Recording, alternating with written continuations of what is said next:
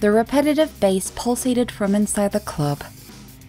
Somewhat muted, it provides a fitting backdrop for the business to come in this back alley I call the bazaar. Very few people enter the bazaar, as very few know of it. Only one item is peddled here. My item. Relief. Before you ask, I'm not selling heroin or meth. Those drugs harm people. They promise euphoria and ultimately deliver pain and suffering. I don't sell prescription drugs either. Those pills destroy more people than illegal substances, believe it or not. No, what I sell can't be found in a pharmacy or on a street corner. I deal in an absolute. I disperse a release. You might be questioning why I deal in an alley behind a club if my product is so revolutionary, to which I say, if it ain't broke, don't fix it. The shadows allow for uninterrupted dealings, and the staff doesn't seem to mind that I'm here.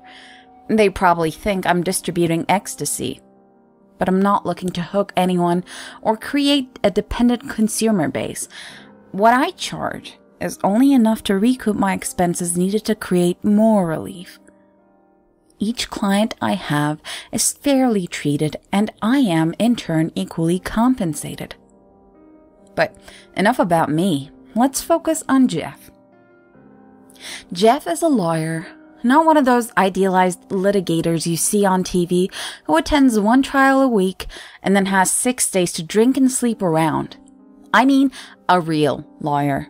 One who spends 20 hours a day researching case law in a mill to foreclose on someone's house. A tool to the banks and to his billable hours. Jeff is tired.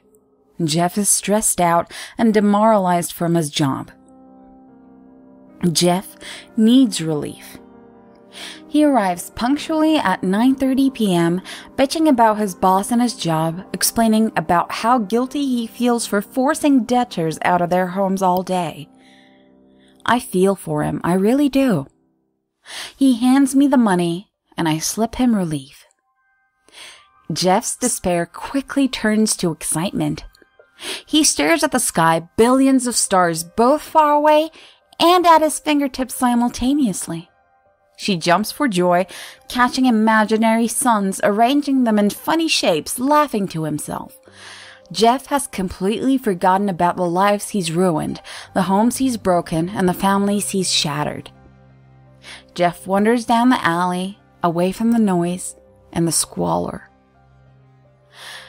After some patient waiting, Joyce arrives at midnight. Joyce is a humanitarian worker.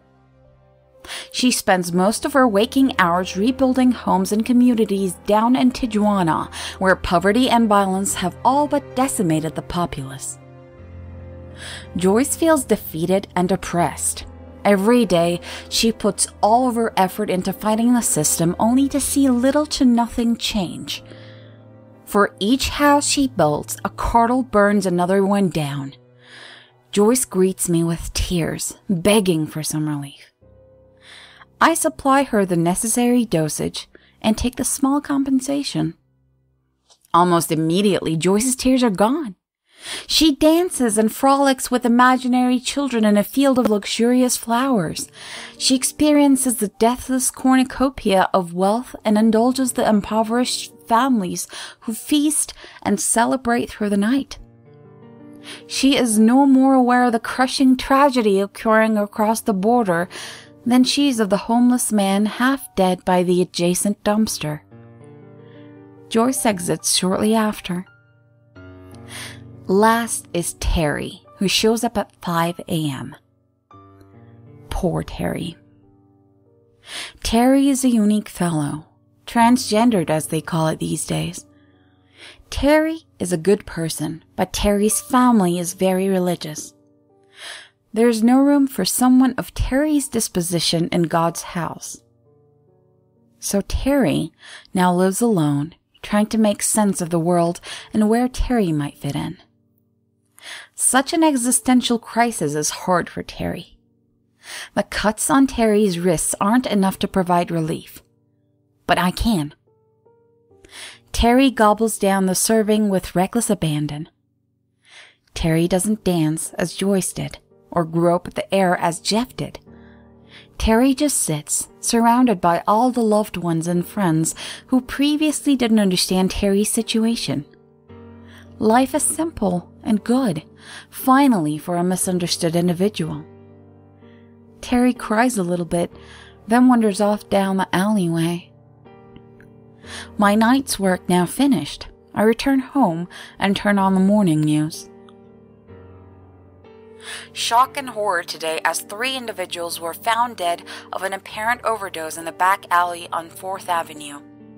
Each had traces of a powerful but unidentified designer drug in their bodies that ultimately stopped their hearts.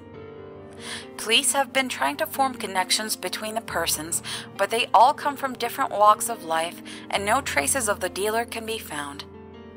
The sheriff has announced a joint investigation with the DEA to find the culprit as soon as possible. I'm not a chemist. I'm not a pusher. Hell, I'm not even human.